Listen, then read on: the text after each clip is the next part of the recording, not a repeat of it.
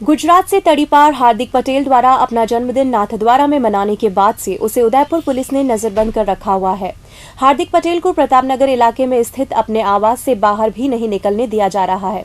यही नहीं, हार्दिक पटेल के निवास के बाहर पुलिस विभाग द्वारा अस्थायी चौकी भी बना दी गई है, जहां 24 घंटे पुलिस के जवान तैनात रहते हैं।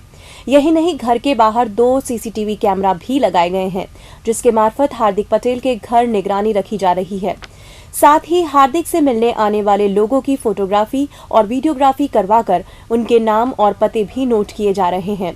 पुलिस की इस सख्ती पर हार्दिक पटेल ने गृह मंत्री गुलाबचंद कटारिया पर निशाना साधा और कहा कि उनके इशारे पर पुलिस काम कर रही है।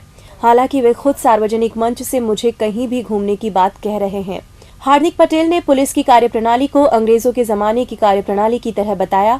साथ ही कोर्ट के आदेशों की पालना के साथ आगामी रणनीति बनाने की बात कही।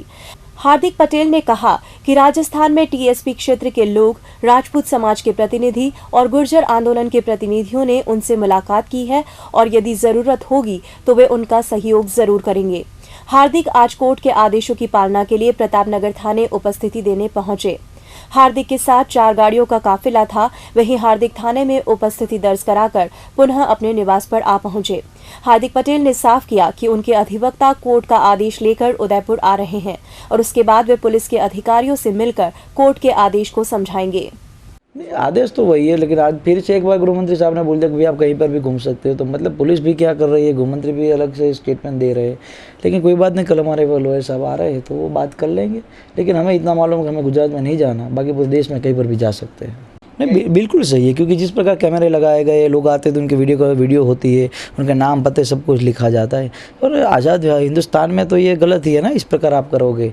हाँ, हमें ये बात सही है कि आप हम पर नज़र रखो तो अपनी तरीके से रखो, लेकिन लोग आते हैं उनसे रोका जाना है, मंदिर जाने के लिए रोकाना, तो ये सारी बातें अंग्रेज़ों से काफ़ी मिलती जुलती है। यहाँ पर अब हमारे पटेल समुदाय, गुज्जर समुदाय बहुत बड़े तादाद में है, तो यहाँ पर टीएसपी का एक बहुत बड़ा मुद्दा है और राजपूत समाज का आरक्षण आंदोलन और गुज्जर समुदाय का आरक्षण आंदोलन।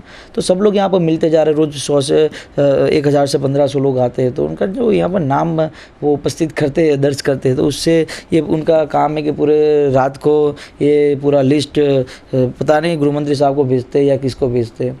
लेकिन इतने लोग आते हैं, मिलते जुलते हैं, तो पता चलता है कि यहाँ के लोग एकजुट हो रहे हैं, तो उसी का डर हो, तो इसीलिए पाबंदी का इतना डर है उन लोगों को।